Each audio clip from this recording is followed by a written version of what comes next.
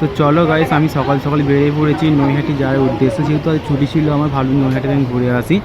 তাই যেহেতু মা টানালো, আমার দেরি করলাম না, বেরিয়ে পড়লাম নৈহাটি যাওয়ার উদ্দেশ্যে।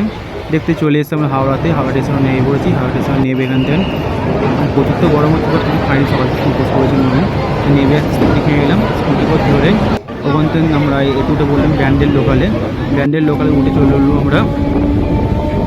ব্যান্ডেল স্টেশন থেকে ছেড়ে যাচ্ছে আমাদের, যেহেতু আমরা নামবো লেলুয়াতে, লেলুয়া যাওয়ার উদ্দেশ্যে বেরিয়ে পড়েছি। চলে এসেছি লেলুয়া স্টেশনে থেকে নেমে পড়েছি। দেখছি লেলুয়া স্টেশনে এটা। তো ওখান থেকে চলে এসেছি, দেখো এটা জগত্রী পুজোর প্যান্ডেল হচ্ছে। ওখান থেকে চলে এসেছি আমরা টোটো ধোয়ার জন্য, টোটো চেয়ে পড়েছি। ও দেখতে পাচ্ছি ছাগলটাও যে ধান দেওয়া এখন পোজ দিতে ব্যস্ত হয়ে পড়েছি। টোটো করে চলে এসেছি আমরা লঞ্চের ঘাটে। দেখতে পাচ্ছি লঞ্চের ঘাটে ইতনা বড় লাইন, যে কী বলবো, কিছু বলার নেই, এত বড় লাইন। আর রোদ্দুরতে আমাদের চমকা অবস্থা, 12টা 5, কিছু বলার নেই।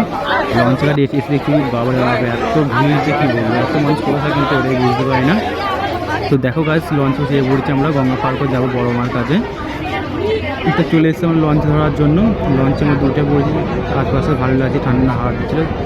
তা দেখো গাছ, লঞ্চের ভিতরে এত ভিড়, আমি ভাবি যে এত মানুষ কোথায় থাকে। আমার মুখে তো অবস্থা এখন কী বলবো, কিছু বলার নেই। দেখো গাছ, আমরা লঞ্চ থেকে নেমে পড়েছি, এত ভিড় কী বলবো। তারপর দেখো এখানে বড় বড় করে লেখা আছে ধর্ম যার যার বড় সভা। তো চলে এলাম আমরা ওখান থেকে বেরিয়ে, আমরা ডালা কেনার জন্য, যদি পুজো দেবো আমরা,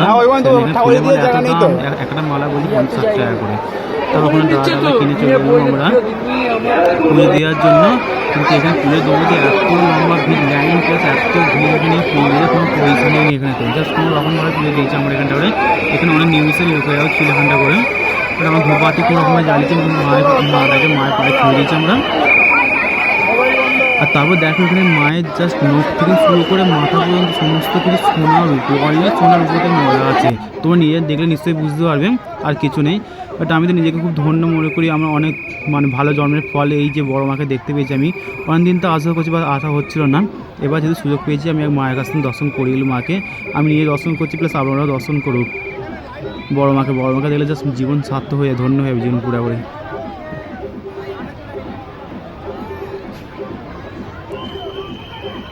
আর একটু ভালো করে থির হয়েছে ভিডিওটা করবো এখানে, পুলিশগুলো এত জ্বালাতন করছে, এখানে দাঁড়াতে দিচ্ছে না পুরো একবারে। কোনো রকমভাবে ভিডিওটা করে আমি যা সরে এসেছি খালি।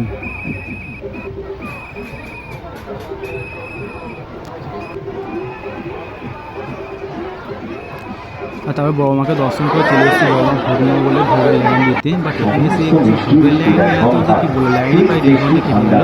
1.5 ঘন্টা কেটে যাওয়ার পরে অনেক কষ্টে মায়ের ভোগ পেয়েছি দুজনে মিলে। তাই দেখো ভোগটা হাতে নিয়ে সাহায্য আমরা তৈরি হচ্ছি, বাট সেই সময় সেন্টটা হবে। তো চলো গাইস, আমরা দেখতে হবে ভোগ খেতে হবে।